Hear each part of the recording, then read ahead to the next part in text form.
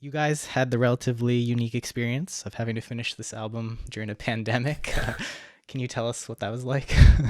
We were so lucky. Super Oh my gosh. lucky. Yeah. So we funded this partially through a Kickstarter, and like just to illustrate some of the luck around this, we kickstarted it, and our Kickstarter ended like right as everything was shutting down, and we'd already met our goal. So like as A couple weeks before, actually. yeah, but so we had met our goal early, which was really lucky because as everything was shutting down, it just felt really like inappropriate, frankly, to be like fund our album when people were like fund my livelihood. Like my life just got canceled. Yeah.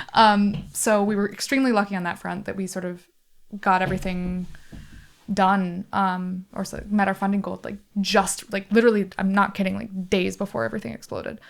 Our end date for the Kickstarter was the first day of spring.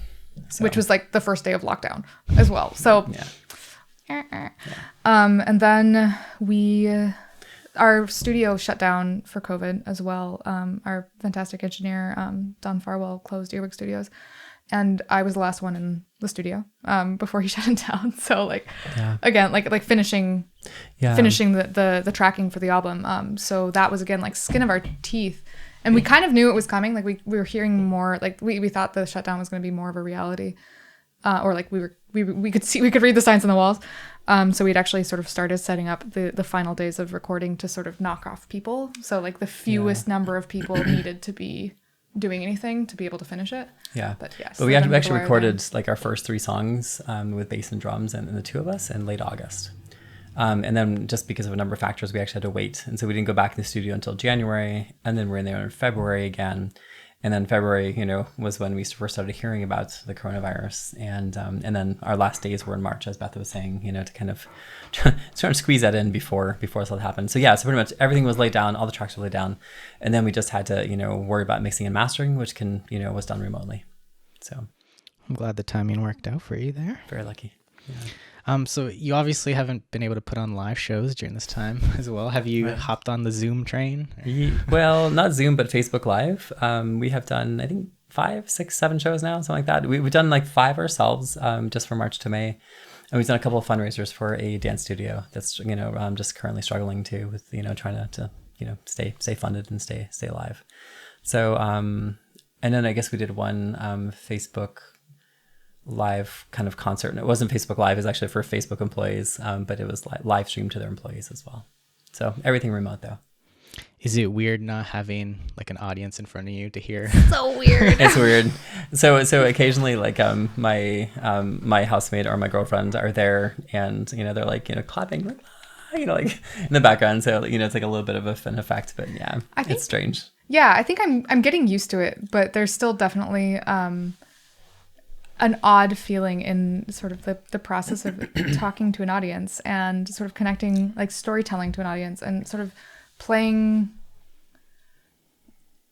performing, I guess, more than playing, when you can't see who's on the other side of that. Yeah. Like I'm thinking back to our first live stream where we kept like, just because we were used to doing it for stage shows, or for real live shows, we would like ask questions of the audience. We're like, oh, like how's everybody doing out there? And then be like, well, yeah, we can't hear you. Well, and we also didn't have it set up. I know you can do this. We're not the most tech savvy, I will say. You can have it set up, so if we have like an iPad, sitting here and kind of following the live concert as we're playing and seeing people's comments and questions, we could do that. We just haven't done that. I think we could. I mean, we could. I actually will. I think, speaking for myself, but I think also speaking for us, I think we will continue to not do that, partially because I think that there's something about a live show of like being really in it that I respect and I kind of want to keep. And I think if I were trying to like watch what people were saying or answer questions or like pause and like catch up on comments in the live show, I think we would be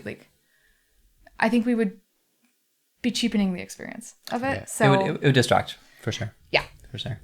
So we'll go back and we answer everybody's questions, and it makes afterwards we do. Like big. Yeah. I don't know. It makes me so happy when I see what people say and what people write and stuff. But yeah, we'll get to those after the show, and we will respond.